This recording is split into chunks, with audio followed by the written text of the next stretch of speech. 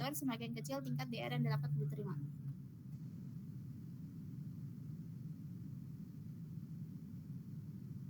Ibu masih di mute. Oh iya, Pak.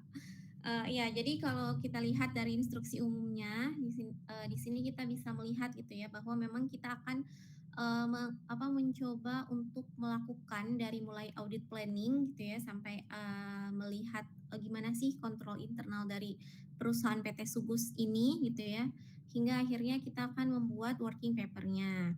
Nah, mungkin yang akan dititik beratkan dalam lab audit ini adalah pembuatan working paper-nya.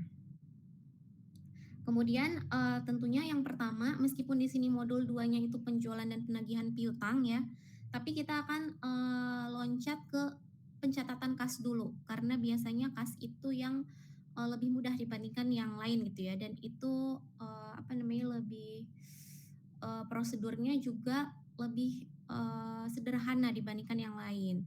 Kalau misalnya nanti teman-teman magang ya. Kalau misalnya nanti teman-teman ada yang magang, misal di KAP, biasanya intern atau yang magang itu dikasihnya itu biasanya akun cash karena akun yang memang lebih mudah untuk dipahami gitu ya, untuk pemula gitu kan. Makanya nanti kita akan bahas kas dan setara kas dulu gitu ya. Baru nanti kita akan masuk ke yang lainnya, yang penjualan, piutang, persediaan dan seterusnya gitu. Nah, kemudian di sini memang dalam audit planning penting kenapa kita membahas terkait resiko terlebih dahulu gitu ya. Di sini ada 3 macam resiko yang nantinya itu akan mempengaruhi penilaian auditor untuk menentukan prosedur apa saja yang harus dilakukan dan harus prosedur apa saja yang harus dilakukan dan apa aja nih concern dari masing-masing akun yang ada di perusahaan gitu. Mana nih yang signifikan, mana yang sekiranya tidak terlalu signifikan gitu. Kalau dia akunnya itu signifikan, berarti treatmentnya juga akan lebih kompleks dibanding yang tidak terlalu signifikan. Contohnya kalau pekan lalu dicontohinnya misalnya perusahaan manufaktur ya. Ketika perusahaan manufaktur itu akun yang memiliki risiko bawaannya tinggi, itu biasanya kan di persediaan ya. Karena persediaannya ada banyak ya, ada persediaan bahan baku, kemudian ada persediaan barang setengah jadi atau barang dalam proses gitu ya, dan ada persediaan barang jadi. Jadi tiga-tiganya itu harus di make sure bahwa yang ada misal dalam gudang, dalam catatan gudang harus sama dengan pencatatan di sistem dan secara real itu juga sesuai dengan pencatatan. Jadi ada yang namanya stock of name, harus dicek ketersediaannya itu udah sesuai dengan catatan. Tuh. Nah, lanjut masuk ke persiapan awal sebelum penandatanganan penugasan audit. Silakan siapa yang mau bantu baca? Tadi udah Putri ya. Boleh Putri lagi, boleh yang lain, silakan. Dapat poin ya, yang baca dapat poin ya. Silakan. Talia. Oke, Talia. Saya mau, Bu. Ya, silakan Talia. Talia dulu ya. Nanti lanjut yang lain. Persiapan awal sebelum penandatanganan penugasan audit. PT Sugus berlokasi di Jalan Danau nomor 89 Bekasi, Jawa Barat. Perusahaan ini bergerak dalam bidang industri farmasi. Informasi tambahan tentang sejarah dari perusahaan dan organisasi dapat dilihat pada berkas permanen. Kantor Akuntan Publik atau KAP Krisanti dan rekan memeriksa laporan tahunan PT Sugus untuk tahun pertama. Beberapa bulan ini, Lita sebagai senior auditor untuk PT Sugus telah mengundurkan diri dari KAP Krisanti dan rekan. Anda diangkat menjadi senior audit in charge menggantikan Lita untuk pemeriksaan PT Sugus tahun buku 31 Desember 2018. Lita telah menyelesaikan audit interim untuk PT Sugus. Dia telah menyelesaikan kuesioner pengendalian internal atau internal control questionnaires dengan manajer keuangan dan akuntansi PT Sugus Bapak Daniel pada tanggal 13 Desember 2018 dan selalu memutakhirkan atau mengupdate pengendalian internal. Anda diminta membantu menyiapkan audit prosedur dengan bantuan junior audit. Anda dapat menggunakan informasi ini untuk menyusun persiapan awal pemeriksaan. 1. Pada tanggal 13 Desember 2018, Lita telah menyelesaikan ICQ. 2. Pada tanggal 28 Agustus 2018, Anda mendapatkan laporan keuangan PT Sugus 31 Desember 2017 dan 2016 yang telah diaudit oleh KAP, Estris, dan rekan. 3. Pada tanggal 19 Desember 2018, Anda mendatangi klien dan diperkenalkan kepada para pegawai di perusahaan klien. Selanjutnya, Anda mempersiapkan kertas kerja pemeriksaan yang berasal dari laporan keuangan yang diperoleh dari Kepala Bagian Akuntansi Saudari Olivia. Yang keempat, pada tanggal 5 Januari 2019, Anda melakukan pemeriksaan terhadap kas besar dan kas kecil serta surat berharga. 5. Pada tanggal 1 Januari 2019, Anda melakukan pemeriksaan terhadap persediaan barang dengan melakukan pemeriksaan fisik dan membuat berita acaranya.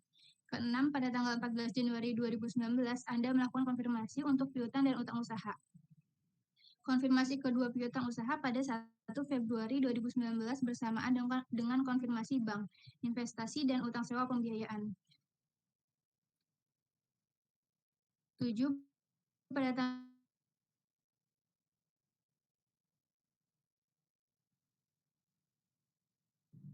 Talia, suaranya hilang. tanggal Anda merencanakan pemeriksaan dimulai pada tanggal 13 Desember 2018 dan akan berakhir pada tanggal 12 Maret 2019. Anda menerima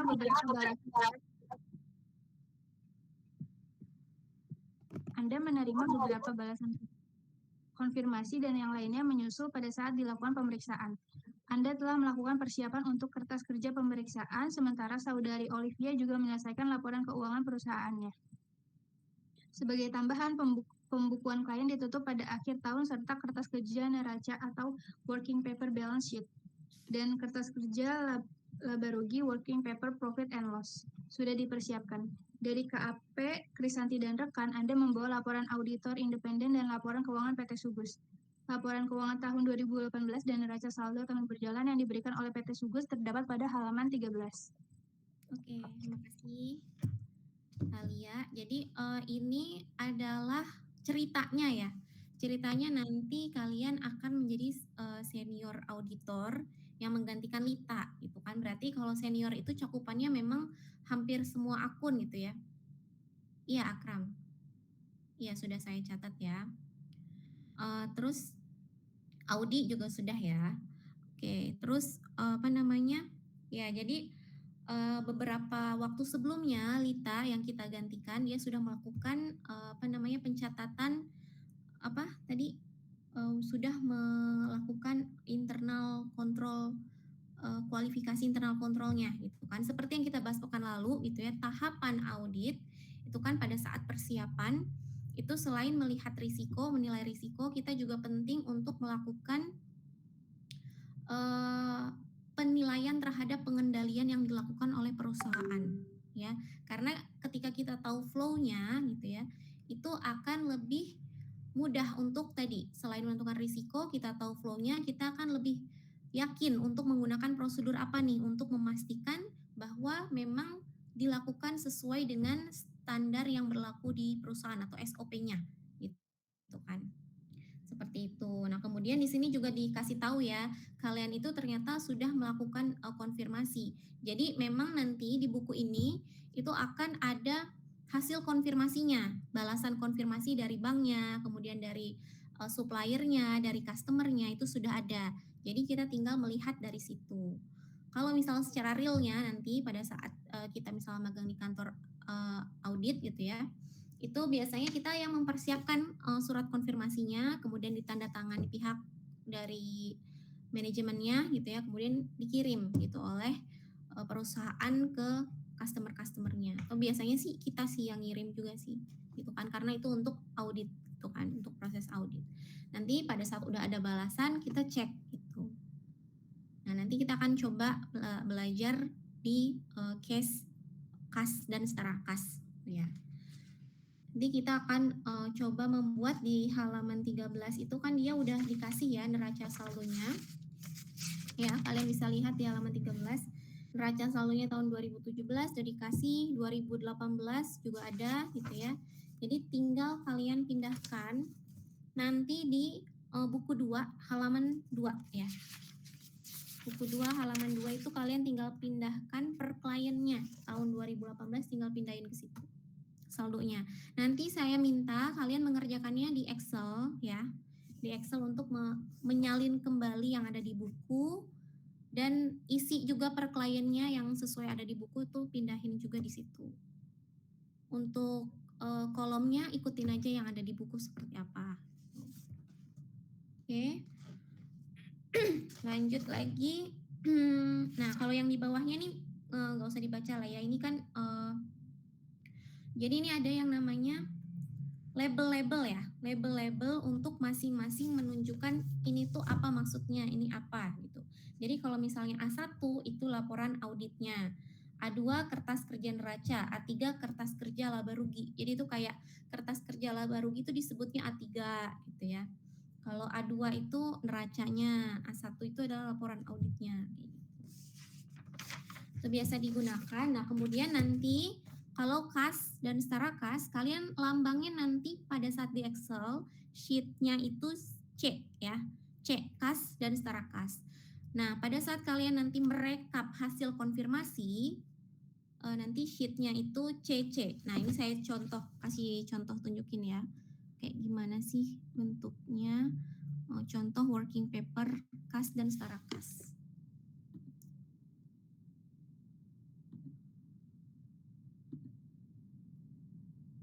Oke, saya share screen.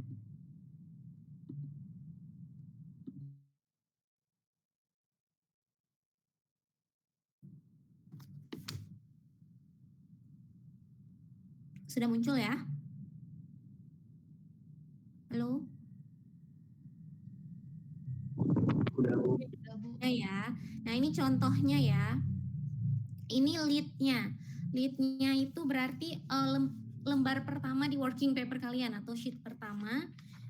Itu yang saya harapkan adalah kalian tinggal masukin angka yang ada di nanti di halaman 2 ya. Halaman 2 itu ditaruhnya di sini, di lead. Kemudian kalau misalnya kan kalau lead itu biasanya cuman akun secara garis besar ya, kas dan setara kas aja gitu kan. Tapi nanti kalian breakdownnya misalnya kas itu ada cash on hand, ada cash in bank. Nah, cash on hand itu misalnya ada petty cash misalnya yang dipegang oleh Bapak A, Bapak B, itu di breakdownnya di sini. Nah, kemudian nanti ada banknya misalnya ada 3 gitu ya, bank ABC, DEF, GHE gitu ya, tulis di sini breakdownannya. Nah, totalnya yang ada di sini harus sama dengan yang total secara keseluruhan yang ada di sini. Ini contoh aja ya, tapi nanti pada saat kalian membuatnya itu sesuaikan dengan kebutuhan informasi yang memang sudah disediakan yang ada gitu ya. Kalau di sini kan ada caje, kalau di sini kan cuma pare ya. Kalau caje itu kan client adjustment. Jadi pada saat setelah tutup buku ternyata klien itu mau propose adjustment, biasanya ada gitu ya, pada saat mereka mau tutup buku ternyata ada yang ke skip nih, harusnya ada jurnal ini. Nah, biasanya ditulis di sini. Nah, tapi di sini ceritanya itu hanya ada satu, yaitu paje atau bisa disebut pare gitu ya. Propose adjustment audit by auditor gitu. Jadi pada saat nanti kita melakukan pemeriksaan, ini kasusnya adalah kas gitu ya, itu nanti akan misalnya kita melakukan rekonsiliasi ya, pada saat melakukan rekonsiliasi nanti itu misalnya ada perbedaan, nah buat jurnalnya dimasukin ke paje di sini. Nanti kolomnya kalian ikutin aja sesuai sama yang ada di buku ya, nggak kayak gini, nggak kayak yang saya tunjukin, nggak apa-apa, kayak yang di buku aja, yang lebih sederhana ya. Nah, kemudian di sini ada CC, bener kan ya, sesuai dengan label. CC itu daftar konfirmasi bank. Ya, jadi di sini nanti kalian akan merekap isinya itu kolomnya sesuai dengan yang ada di buku aja. Misalnya dia mencantumkan GL number, masukkan GL numbernya atau akun numbernya di sini. Nah, terus kalau misalnya dia dikasih nomor rekeningnya nih di buku, dikasih informasi ya masukin juga nomor rekeningnya. Tapi in case dia nggak nulisin nomor rekening ya udah nggak usah dimasukin, nggak apa-apa. Tapi kalau ada isi. Kemudian di sini nama banknya diisi juga, nanti sesuai dengan yang ada di buku, keterangan di buku ya. Nah, kemudian ini account type juga, kalau misalnya ini diperlukan. Ini misalnya kan kalau bank di perusahaan itu kan banyak ya, rekening mereka itu banyak, dan ada yang misalnya khusus untuk deposito saja, ada yang memang untuk operasionalnya, ada yang campur-campur dan lain sebagainya gitu ya. Nah di sini biasanya ditulis account type, tapi nggak perlu sih, kalian nggak perlu nulis account type dulu karena di sini nggak banyak sih, cuman 2 macam juga sih, cuma checking sama time deposit paling ya kalau nggak salah. Kemudian ini currency, kalau misalnya bank itu kan kadang kita ada jual beli misalnya secara US dollar, dia punya rekening bank yang khusus USD juga. Itu misalnya untuk melakukan hedging itu biasanya pakai USD dan juga ada IDR-nya. Maka di sini currency-nya kalian sesuaikan. Misalnya bank ABC rekening 1 itu currency-nya IDR, maka surat konfirmasi yang dikirim pun itu nanti pencatatannya itu adalah nilai IDR-nya. Tapi kalau USD nanti yang surat konfirmasinya juga USD-nya yang dituliskan gitu ya. Coba kalian sambil buka juga di halaman berapa ya, kalau kas itu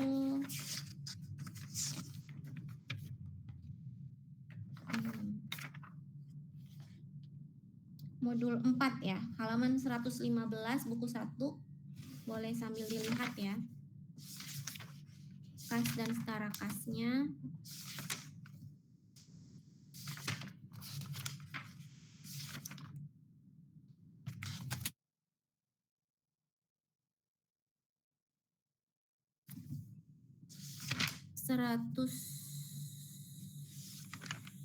Berapa ini yang bang 131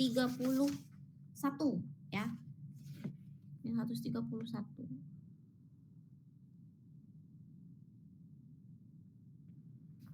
Gitu. Nanti kalian tinggal lihat keterangannya di sini. Ya kan ceritanya kalian udah melakukan cash of name. Nah, di sini ada dikasih tahu juga nih. Kas besar halaman 123 gitu ya. Buku kas besar berasal dari penjualan tunai dan tagihan dari penjualan kredit yang biasanya disetorkan ke bank pada esok hari secara utuh. Anda melakukan perhitungan fisik atau cash count pada 5 Januari dan hasilnya ini. Terus ada juga yang bank CAB nomor ini, jatuh tempo tanggal segini, nominalnya segini kan. Nah, kemudian kalian mendapati selisihnya karena apa? Kalian buat jurnalnya. Jurnalnya coba lihat lagi di akuntansi keuangannya ya. Jurnalnya seperti apa, terus kalian bikin jurnalnya. Nanti gimana cara bikin jurnalnya gitu ya.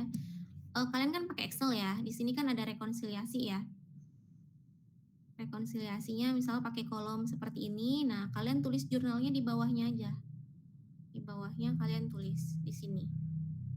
Misalnya jurnal debitnya apa, kreditnya apa di sini. Kayak gitu. Jadi semuanya di Excel aja, karena nanti pada saat prakteknya di kantor audit juga kan kalian menggunakan Excel. Nah, ini kan di sini juga jelas ya, tugas Anda itu pelajari ICQ yang telah dibuat oleh Lita. Jadi Lita sudah melihat gitu ya, atau mencatat dan menilai gitu ya, apa saja sih pengendalian yang dalam kas yang sudah dilakukan. Dan ini kalian udah nggak perlu ngapa-ngapain, cuma tinggal baca gitu ya. Kemudian yang kedua, buatlah prosedur audit yang diperlukan dalam pemeriksaan ini. Udah tahu ya, prosedur audit cash itu kan ada apa namanya, konfirmasi, kemudian ada rekonsiliasi, dan juga ada cut off. Kemudian buatlah kertas kerja. Nah, kertas kerjanya ini adalah ini bentuknya seperti ini ya, dari lead, sublead, konfirmasi, rekonsiliasi. Kalau ada jurnal yang perlu dipropose, ditaruh di sini di bawahnya ya. Bikin aja lagi kolom atau nggak pakai kolom juga nggak apa-apa. Yang penting kelihatan jurnalnya apa. Terus kalau cut off di sini, kalau ada cut off nggak ya? Kalau misalnya dia kasih keterangan, kan cut off itu kita pengen melihat ya pencatatan dia pada saat periode tersebut itu sudah tercatat semua dan pada saat setelah tutup buku itu dicatatnya ya setelah tutup buku gitu, nggak ada yang setelah tutup buku tapi dicatatnya malah di tahun berjalan kayak gitu untuk make sure seperti itu. Maka dibuatlah cut off biasanya ini kalau realnya itu kita run sampel ya, tapi kayaknya kalau di sini cut off nggak ada cut off ya di sini. Biasanya kita nge-run sampel, misalnya ada 1000 transaksi, terus ada perhitungannya sendiri nanti dari 1000 transaksi itu sampelnya berapa persen gitu ya sesuai dengan penilaian audit. Misalnya ada 5 aja gitu ya, dari 1000 bisa diwakili 5 sebelum 5 sesudah gitu ya. Jadi di sini ada tinggal kalian minta ke kliennya rekening bank tanggal segini sama buktinya mana gitu ya, bukti transaksinya gitu. Tapi kayaknya kalau ini nggak nyampe ya, paling konfirmasi sama rekonsiliasi aja yang kalian tulis dan lengkapi kertas kerja A21, A22, A31 dan A32 yang ada di buku apa nih? Buku 2 gitu. Nah, terus di sini ada juga yang namanya tick mark ya. Tick mark itu adalah tanda. Nah, kalian bisa lihat juga di buku 1 di halaman 11.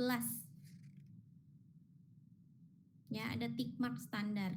Jadi kalau misalnya kalian kan menjumlahkan ya, pasti kalau misalnya dari atas ke bawah itu dijumlahkan ke bawah. Berarti tandanya kalau kalian udah cek itu tinggal kasih ini aja.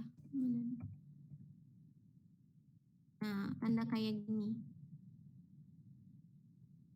Kayak gini. Terus kalau misalnya kalian udah make sure kalau misalnya penjumlahan dari kanan ke kiri, kiri ke kanan itu udah sesuai gitu ya, kalian udah ngecek bahwa jumlahnya rumusnya misalnya udah betul ya, jumlahan kanan kiri ke kanan, kalian tinggal tambahin ini, tick marknya bentuknya kayak gini. Itu namanya cross footing. Kalau ke bawah ini namanya footing. Jadi kalian hitung dari atas ke bawah, kalau cross footing itu dari kiri ke kanan. Nah, terus kalau misalnya kalian melakukan vouching, contohnya di sini mana ya vouching?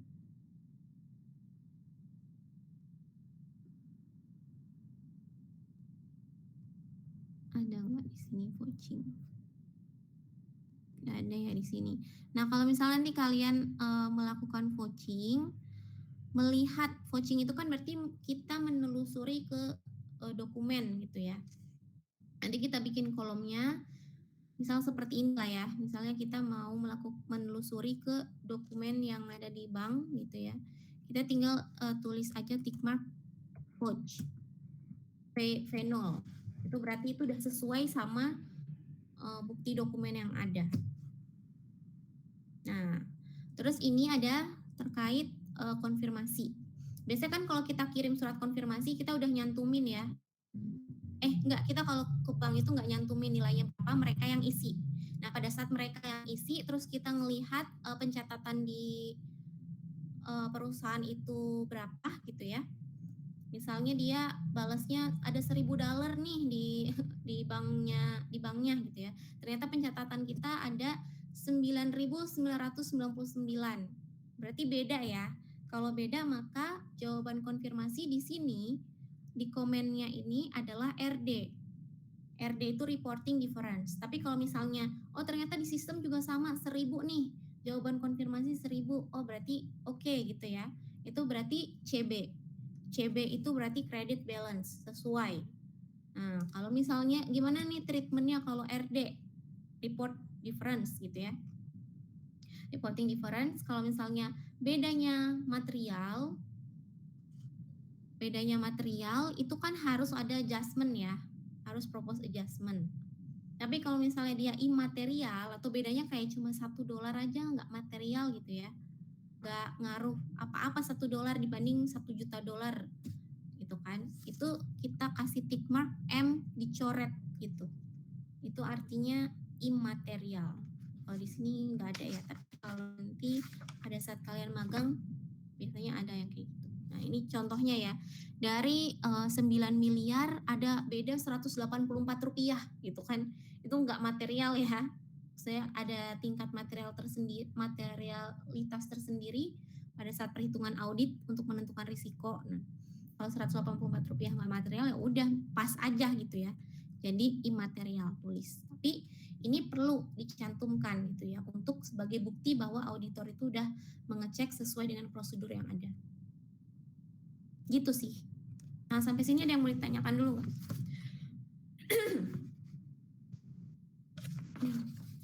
Atau mau langsung eksekusi aja?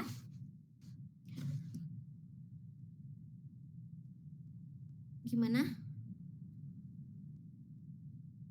Ada yang mau ditanyakan dulu?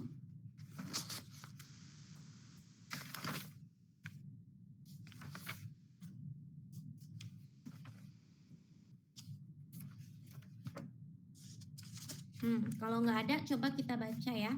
Lanjut baca di halaman 17 berkas permanen. Coba siapa yang mau baca? Nashwa ya, silakan Nashwa. Nashwa Sabrina ya. Ya, boleh dibaca Nashwa Sabrina. Oke. Halaman 17. Yang halaman berapa, Bu? 17. Oke. Di bagian 2 ya, Bu? Ya. Oke. Berkas permanen, sejarah dan latar belakang perusahaan. PT Sugus didirikan tanggal 23 April 2011 dengan Akta Notaris James SH nomor 30372 di Jakarta. Akta ini disetujui oleh Menteri Kehakiman dengan nomor C2/11/462 HT 0101 tahun 2011 tertanggal 28 April 2011. Juga telah didaftarkan di Pengadilan Negeri Jakarta dengan nomor 1882/2011 tanggal 5 Mei 2011 dan diumumkan dalam tambahan nomor 32 pada Berita Negara nomor 1001 tanggal 18 Mei 2011. PT Sugus bergerak di bidang industri farmasi. Perusahaan mulai beroperasi secara komersial sejak tanggal 1 Oktober 2011. PT Sugus memulai usahanya dari skala kecil. Perusahaan ini baru mulai memproduksi dalam skala besar pada tahun 2016. Jenis saham yang dimiliki perusahaan ini adalah saham biasa atau common stock dengan nilai nominal Rp2.220.000 per saham.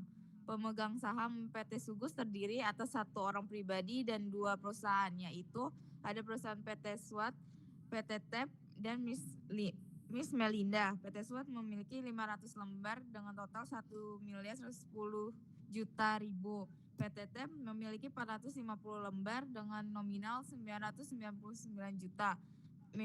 Miss Melinda memiliki 50 lembar dengan total 111 juta dan total keseluruhannya menjadi 1.000 lembar dengan 2.220 juta. Struktur organisasi.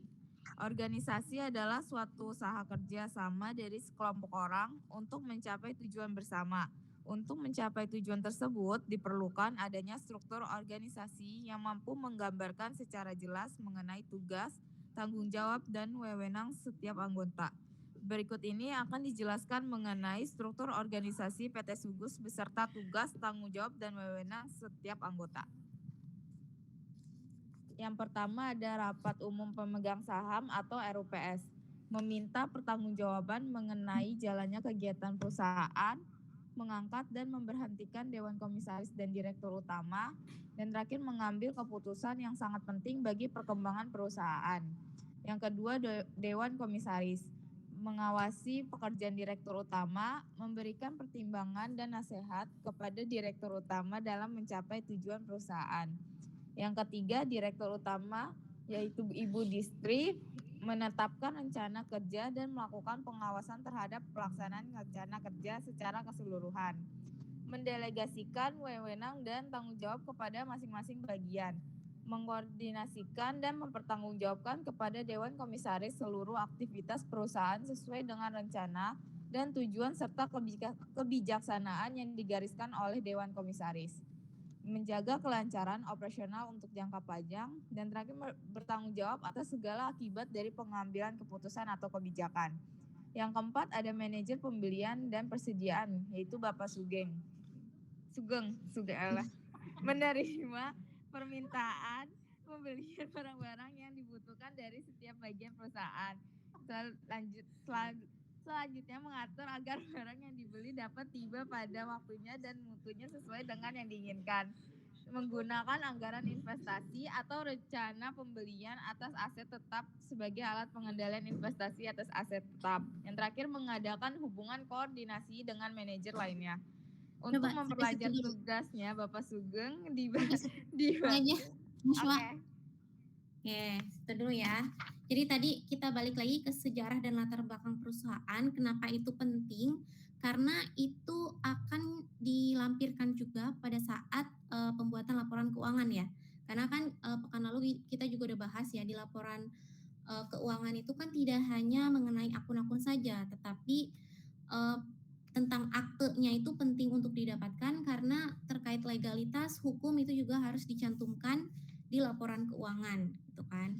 Makanya di sini harus kita juga sebagai auditor harus dapat informasi terkait ini gitu. Jadi kalau misalnya kalian nanti ngaudit gitu ya, terus pasti kalian diminta sama senior, tolong dong mintain misalnya ke kliennya akte dari selama tahun berjalan gitu ya, dari yang berlaku selama tahun yang kita audit gitu ya, sampai akte terakhirnya di bulan Desember kalau misalnya ada gitu kan. Nah itu harus harus kita dapatkan untuk kita nanti masukkan ke dalam laporan keuangan gitu. Jadi ini perlu kita tahu ya terkait hal ini. Nah kemudian yang kedua terkait struktur organisasi gitu ya. Jadi kan memang dalam perusahaan itu agenda tertinggi gitu ya, atau misalnya yang punya wewenang tertinggi itu ada pada saat RUPS, para pemegang saham gitu kan. Nah itu untuk akhirnya nanti mereka melakukan rapat gitu ya untuk menentukan keputusan-keputusan dan kebijakan yang diperlukan di perusahaan. Kemudian selain itu juga ada yang namanya Dewan Komisaris. Dewan Komisaris itu adalah seorang yang ditunjuk oleh perusahaan untuk menjadi pengawas. Yang diawasi siapa? Yang diawasi adalah direktur dan juga sampai bawah. Biasanya sih yang diawasi direkturnya aja, karena direktur kan udah mengawasi manajer sampai ke bawah gitu kan. Nah kemudian kita juga harus tahu gitu ya sebagai auditor siapa manajernya, siapa saja gitu ya, karena nanti akan ada hubungannya dengan akun-akun yang kita bahas. Misalnya kita sedang mengaudit dapat audit akun persediaan nih bagian kita harus tahu siapa manajer produksinya atau siapa kepala gudangnya gitu, agar kita bisa mengkoordinasi sama mereka kapan nih kita bisa stock of name gitu ya, gimana nih cara pencatatannya, kita bisa follow up kalau misalnya ada data yang kurang jelas ke mereka secara langsung gitu kan. Nah kemudian di sini kan tadi sampai Bapak Sugeng ya, manajer pembelian dan persediaan. Tapi Bapak Sugeng itu tidak sendiri gitu ya, tapi dia juga dibantu sama kepala bagian pembelian. Dikasih tahu juga tugas-tugasnya apa saja, kepala bagian gudang tugasnya apa gitu kan. Dan tugas-tugas lainnya sampai ke bawah itu ya terkait tugas-tugas manajer yang ada di klien yang sedang kita audit, yaitu adalah PT Sugus gitu ya. Coba boleh deh dilanjut ya. Biasanya kan suka malas baca, kalau dibacain kan sambil dengar. Lanjut siapa lagi nih? Vito silakan baca. Untuk memperlancar tugasnya, Bapak Sugeng dibantu oleh, silakan. Ya untuk memperlancar tugas Bapak Wansen. Ya. Oke. Untuk memperlancar tugas Bapak Wansen dibantu oleh Kepala Bagian Penjualan Saudara Nehemia. Yang pertama itu mencari pelanggan baru dan membina hubungan baik dengan pelanggan lama. Yang kedua itu mengawasi pendistribusian barang ke pelanggan. Yang ketiga memeriksa limit kredit. Nah, saudara Nehemia ini dibantu oleh yang pertama administrasi penjualan, yaitu saudari Kezia. Nah, dia itu yang pertama membuat surat jalan, mencatat penjualan dalam buku penjualan, Yang ketiga, menginformasikan kepada saudari Patricia bahwa bonus tagihan sudah jatuh tempo. Nah, terus juga saudara Nehemia dibantu oleh salesman. Nah,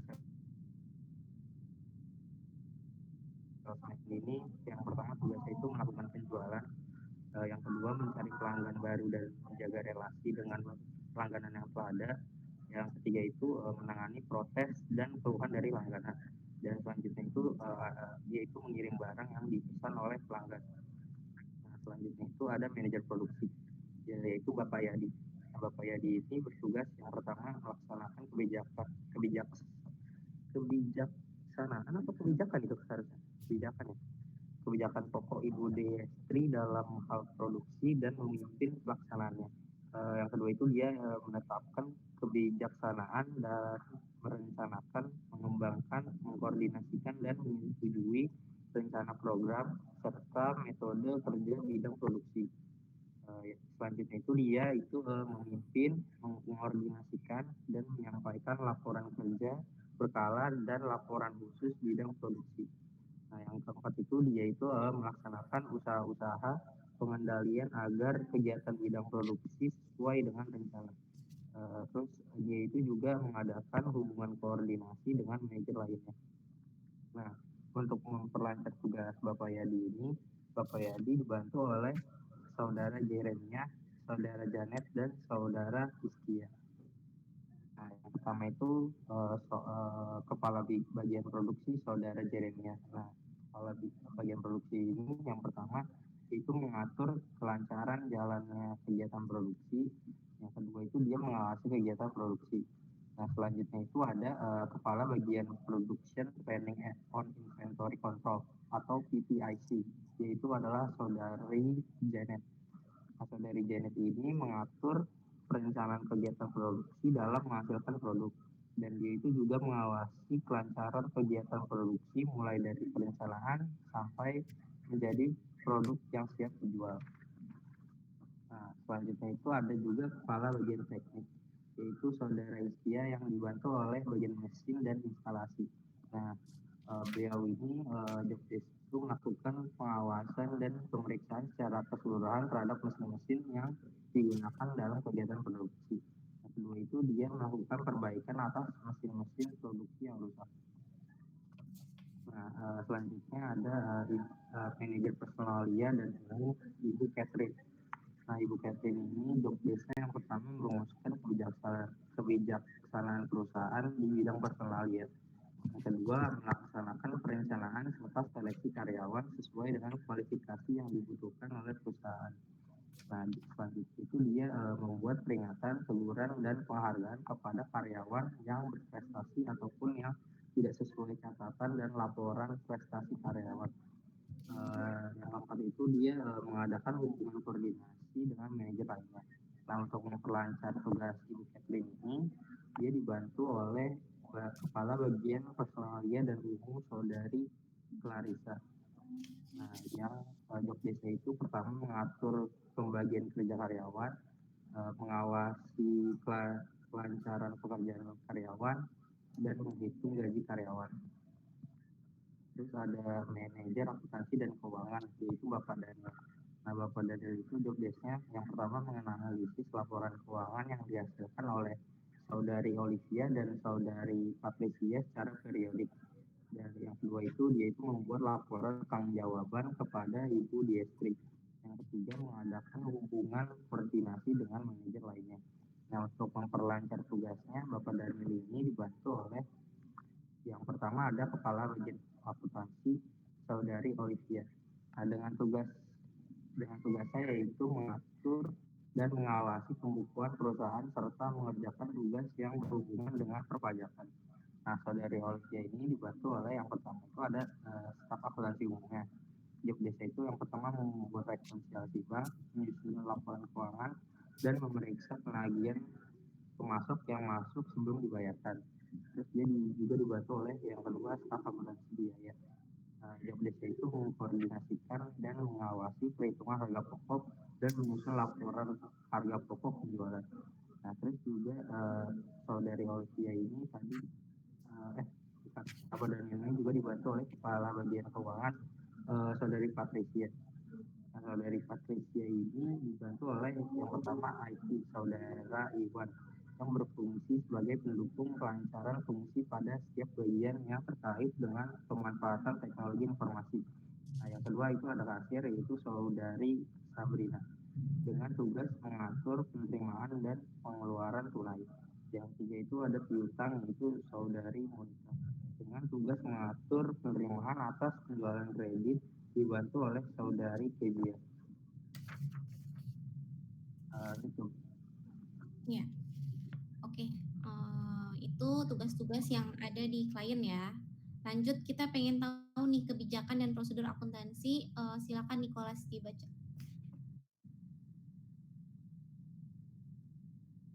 Nicholas masih ada kan? Tadi tunjuk tangan soalnya. Ya, baca kebijakan dan prosedur akuntansinya ya.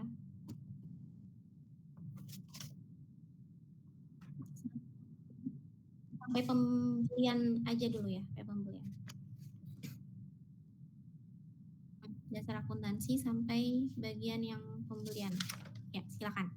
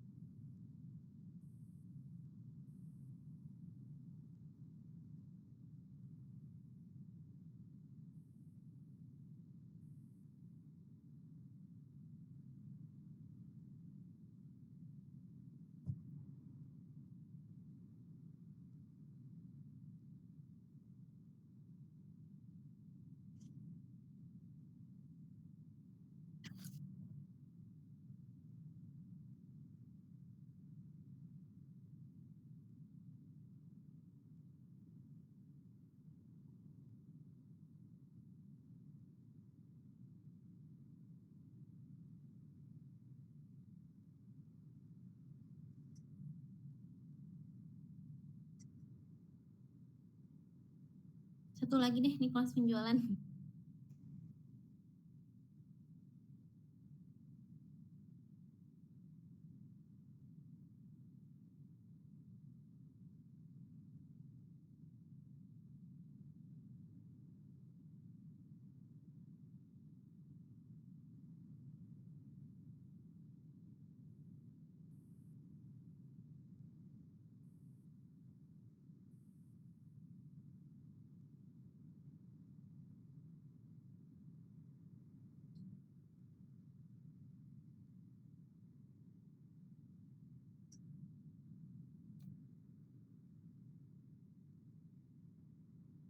Oke, terima kasih Daniel.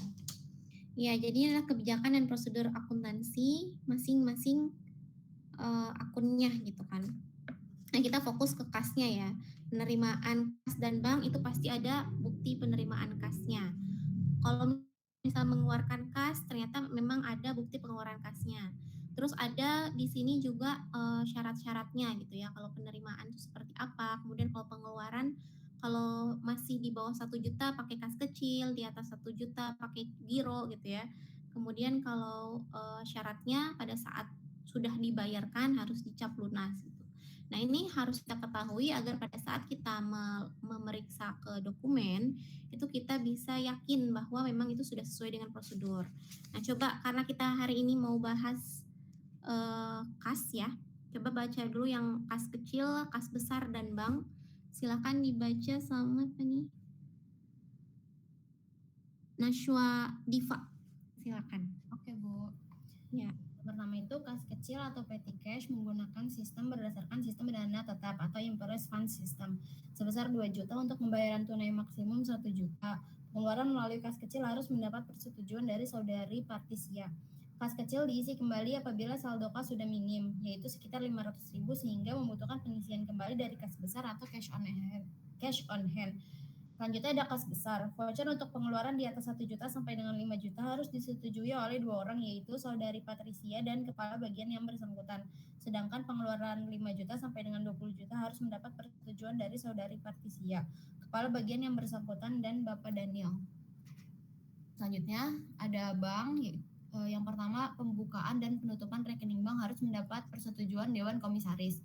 Yang kedua, penandatanganan cek atau giro, yaitu Bapak Emil sebagai Direktur PT SWAT di countersign oleh Mrs. Melinda untuk jumlah yang tak terbatas. Sedangkan Bapak Daniel di countersign oleh Ibu Diestri untuk jumlah sampai dengan 20 juta. Yang ketiga, semua rekening bank dan cek yang dibatalkan distempel batal dan dipegang oleh Bapak Daniel. Yang terakhir, tiap bulan dibuat rekonsiliasi bank oleh bagian akuntansi dan diperiksa oleh saudari Patricia. Oke. Ya, sampai situ dulu. Nah, langsung kita kerjakan aja ya, coba kerjakan karena kita udah tahu nih prosedurnya di kas seperti apa. Nah, untuk kode akunnya kalian bisa lihat di halaman 23, 24, 25 dan seterusnya. Mungkin ini fokusnya ke kas 2 aja ya. Daftar nomor akunnya berarti ada kas besar, kas kecil, Bank Lopo, Bank CAB, deposito. Sama mungkin investasi pada saham ini masuk enggak kali ya? Enggak, sampai deposito berjangka mungkin ya. Investasi pada saham juga deh ya. Investasi pada saham. Nah, terus pertama-tama itu ya, kalian tadi pindahkan semua yang ada di halaman 2 ke Excel kalian ya. Halaman 2 A2 sampai A3-nya itu masukkan ke Excel kalian sampai halaman 6 ya. Halaman 6. Halaman berapa nih? Halaman 5 ya. Sampai halaman 5. Kalian salin masukkan ke Excel. Selanjutnya kalian bikin working paper untuk kas. Itu lihat di buku 2 halaman 77. Ya. Jadi di sini kalian udah ada prosedurnya ya. Kalau kalian lihat di halaman 78, itu prosedur auditnya tuh udah dikasih tahu kita harus ngapain aja. Nah, nanti pada saat kalian sudah mengerjakan, ini kalian masukin aja juga ke sheet di Excel ya. Kalian salin juga aja. Nah, nanti kalau udah kalian kerjakan, kalian kasih indeks, centang gitu ya. Checklist.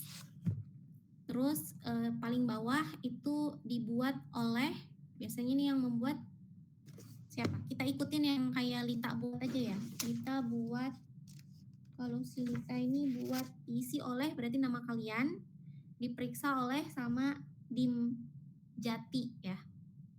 Atasannya Lita namanya Dim Jati. Gitu. Nah, terus yang pertama, tentukan sampel bukti-bukti pengeluaran dan penerimaan kas yang akan diperiksa untuk meyakinkan perusahaan. Ini sampai investasi jangka pendek. Nah, terus ini kalian lihat di halaman 82.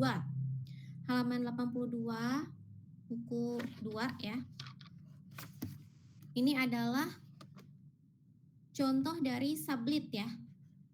Sublitnya. Kan ada kas besar, kas kecil, Bank CAB, Bank Lopo di breakdown gitu kan. Masuk ke sini, kalian juga masukin di bagian C sub tadi ya. Kalau C lead-nya ambil aja yang dari A3-nya ya, A2, A3. Tuh. Nah, terus selanjutnya di sini kalian ada berita acara pemeriksaan uang kas. Kan tadi dijelasin ya kalau kita tuh sudah melakukan cash of name, ya kan? Nah, kalian tinggal masukin aja hasilnya ke sini. Gitu. Kalian ketik aja di Excel-nya gitu ya, tulisannya berita acara pemeriksaan uang kas. Gitu ya. Nama perusahaan PT Sugus dilakukan pada tanggal berapa? Di sini kan udah dikasih tahu ya. Bagian kas halaman berapa tadi? 30-an. Kemana sih? Tadi di buku 1. Buku 1 modul 4 halaman 115. Ya, 115. Di situ kalian sudah ada nih kas besar kan. Anda melakukan perhitungan fisik halaman 123 ya. Fisik kas tanggal 5 Januari dari jam 16.30 sampai dengan 17.00. Kalian sudah melakukan, kalian tinggal bikin berita acaranya aja. Ya, berita acaranya berarti nama perusahaan PT Sugus dilakukan pada tanggalnya 5 Januari 2019. Pemegang kas adalah saudari Sabrina gitu ya. Tinggal catat deh ke bawahnya. Sisa menurut buku kas pada tanggal berapa, itu berapa rupiah, kemudian hasilnya di sini masukin ke dalam. Ya. Ada 2 yang harus kalian bikin, kas besar dan kas kecil, karena kalian juga melakukan pemeriksaan kas kecil. Gitu. Nah, setelah buat berita acara, kalian juga bikin rekonsiliasi kayak yang tadi sudah saya contohkan ya di bentuknya gitu ya. Nah, bikin rekonsiliasi yaitu per catatan klien ya. Percatatan klien itu kan ada nominalnya ya, kasnya tuh berapa, banknya tuh berapa gitu kan, ada di situ dikasih tahu kan di buku 1. Nah, terus nanti kalian ceritanya udah dapet nih hasil konfirmasinya di halaman 90. Kalian tinggal compare ya, apakah jumlahnya sudah sama atau belum.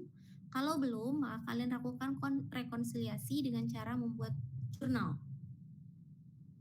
Propose jurnal. Nah, jurnalnya itu nanti masuk jadi menambah atau mengurangi nilai yang sudah ditulis oleh klien gitu kan. Berarti kan ada perbedaan kan. Kalau misalnya kita nyatet kasnya di kredit, berarti kan itu akan mengurangi nilai yang sekarang gitu kan. Gitu. Nah, akhirnya kita dapat deh nilai auditnya berapa. Seperti itu. Misal contoh yang kas itu rekening koran 4.391.410 ya menurut rekening koran. Kita melihat menurut pencatatan klien itu berapa? Ini bank apa nih? Nah, menurut Bank CAB ya. Ini Bank CAB kan ya? Ya. Kita lihat di halaman 15. Bank CAB berapa tahun 2018? 5849910 ya kan? Berarti ada perbedaan gitu kan. Nanti perbedaannya kalian dapat mengetahui dari mana. Di sini kan ada keterangannya nih. Penjelasan kliennya itu ternyata ada apa dan apa, itu kalian bikin di jurnalnya. Jadi coba kalian bikin dulu sekarang gitu ya, coba kerjakan semampu kalian yang kalian bisa gitu ya. Sampai selesai gitu ya, sampai kas yang akun kas ini selesai. Tuh. Kalian jadi sambil buka-buka lagi ya buku akuntansi keuangannya untuk bisa menjurnal rekonsiliasi itu kayak gimana sih gitu kan. Jurnalnya kayak gimana sambil dibuka-buka. Boleh pengerjaannya boleh sendiri, boleh bareng-bareng per kelompok, boleh silakan. Ya, yang penting kalian tahu flow-nya. Sebenarnya kalau dari audit ini mungkin yang nanti akan saya tekankan itu bukan hasilnya gimana gitu ya, tapi flow-nya kalian ngeh gitu ya, tahu seperti apa. Ya. Silakan coba dikerjakan dulu. Untuk hari ini setelah kita baca bareng-bareng barusan, coba dikerjakan, pindahkan ke Excel kalian masing-masing. Dah itu. Nanti kita ketemu lagi pekan depan. ya. Ada yang mau tanyain dulu nggak? Kok sepi-sepi aja nih?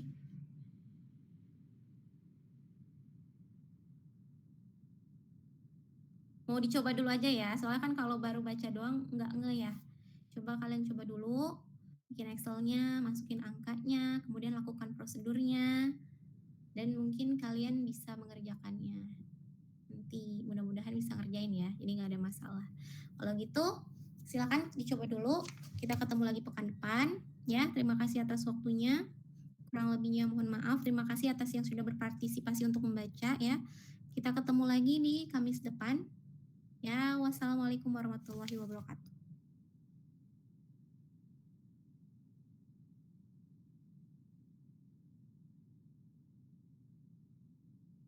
Waalaikumsalam warahmatullahi wabarakatuh. Ibu.